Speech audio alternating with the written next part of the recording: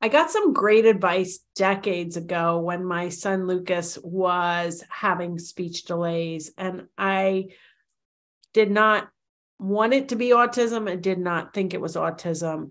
And an autism mom said, even if it's just a speech delay, you need to find out what they're doing for kids with autism, because that's really where all the progress is being made and all the research is being done. And so I dove right in.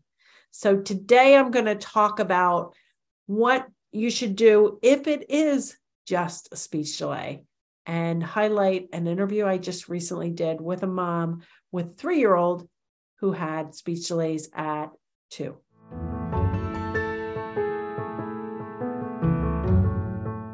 Hi, I'm Dr. Mary Barbera, autism mom, behavior analyst, and best-selling author. Each week, I provide you with some of my ideas about turning autism or signs of autism around. So if you haven't subscribed to my YouTube channel, you can do that now. So we have in our online toddler course, half the parents who introduce themselves do not have an autism diagnosis for their children. And this has evolved over time, but really the toddler course works so well with or without a diagnosis. And so a lot of people just want to take action and want to start something.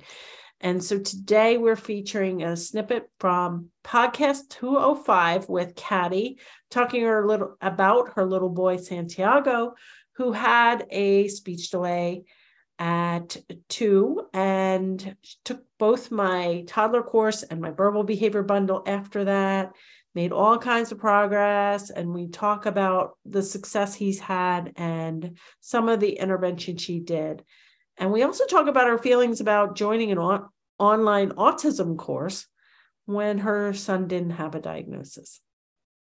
He used to cry, but with, developing language, it is less crying, and he has some time. I have right now, like, he doesn't want to, some kind of refusal. Like I say, Santiago, let's wash your hands. And he said, no, that's his immediate answer. No.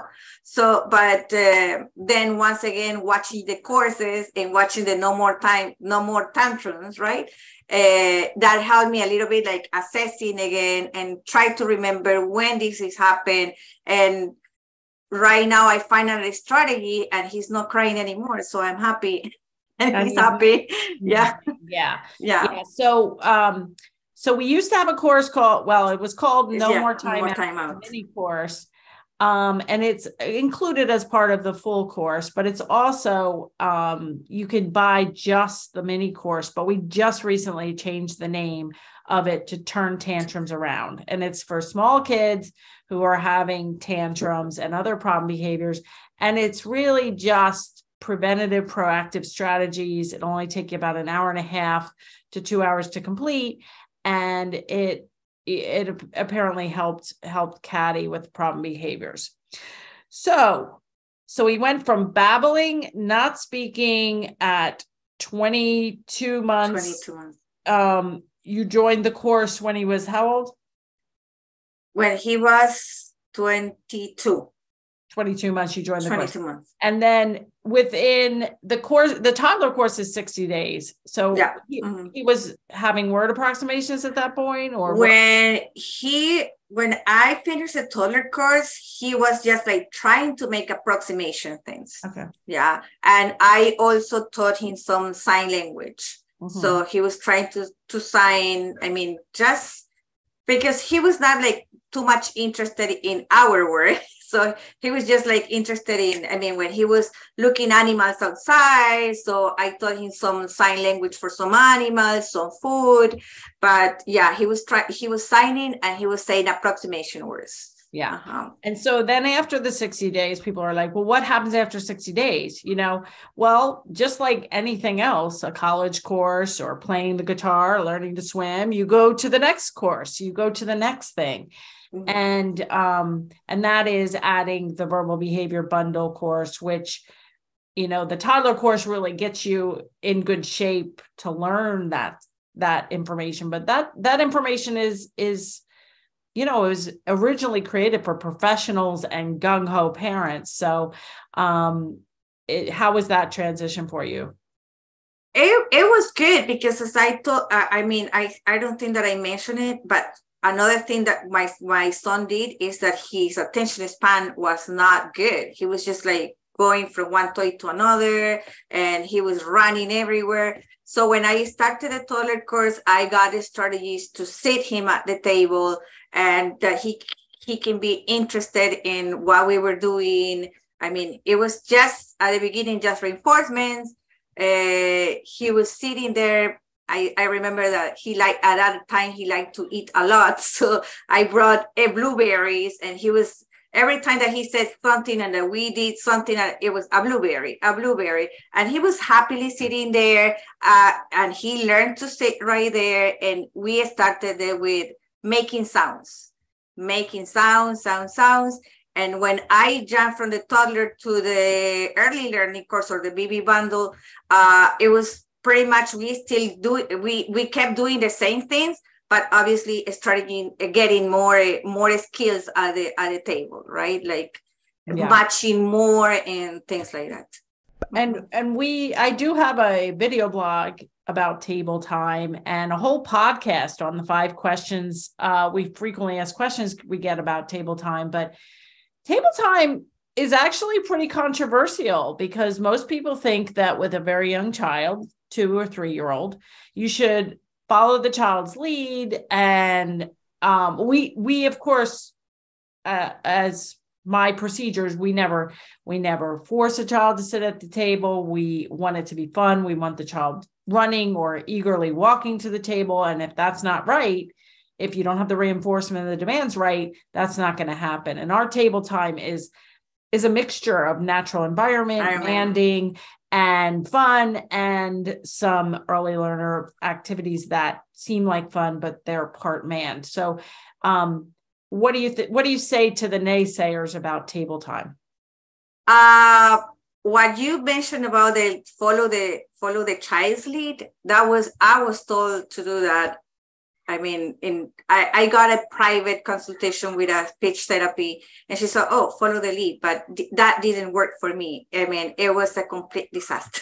I'm not saying that it doesn't work, but it was like, I'm not getting anything from this. So when I applied the strategy of the table time and reinforcement, and he was sitting happily there, as you said, he was not saying things. I mean, saying things immediately because probably in my mind, it was like, okay, I'm going to try this, and he's going to talk immediately. That is not going to happen. That doesn't happen from night to day. It's just like, it's going to take a process. But I was seeing that, I mean, he was happy sitting at the table, that he was looking at me like all the time, like I grabbed the reinforcement, deliver the reinforcement, and he was looking at me, and he was looking at me like more like with an intention, right? So it was like, oh, cool. So this is great. And then he was like trying to man for things and trying to at least not say the complete word, but get something from his mouth.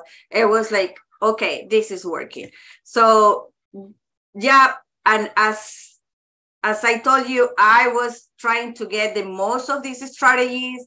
So I think that follow the lead, it was just like not a waste of time, but it would have been taking a long process for me to help him and develop his language. Right. Yeah. And we don't recommend table time all day long or every day. Obviously, we only recommend short bursts of, at the beginning, 5, 10, 15 minutes, and expanding it as the child really wants to. I mean, we've been one of our success stories, Elisa with little Lexi, she's like, she had to lock the outside of the door because there's daughter just kept wanting to go in to do table time.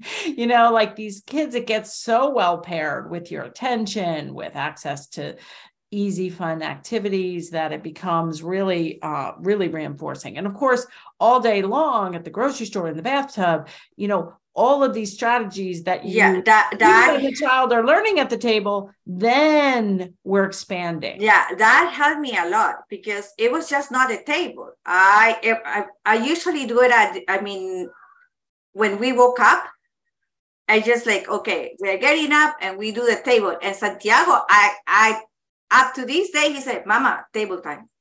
So we go immediately to the table and we do a puzzle and we do a flashcard. And then during the day, I became like the narrator of the things, right? I was like saying things for him, even if sometimes he was not listening to me or looking at me, right? But when he was looking, I was like, oh, this, and this. We went to the grocery store and I was saying things, even if he didn't say it at all. But if he was looking, I was saying things. So that helped a lot. When I was watching TV with him, I don't let him to watch the whole day. Maybe it's just 15 to 20 minutes. And I am not just like watching TV. I'm just like, narrating. Oh, this one is running or jumping out or things like that. So my husband is a little bit upset at me because he said, let me watch TV. But at the same time, it's just the way that he can listen, and that maybe at one point he's gonna say it back to me. He's gonna use it at one time. I hope you enjoyed that short excerpt from podcast 205.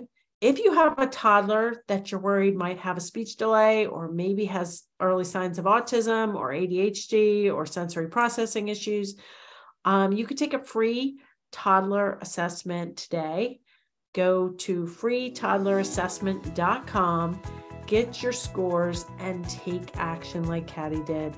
And I'll see you right here next time.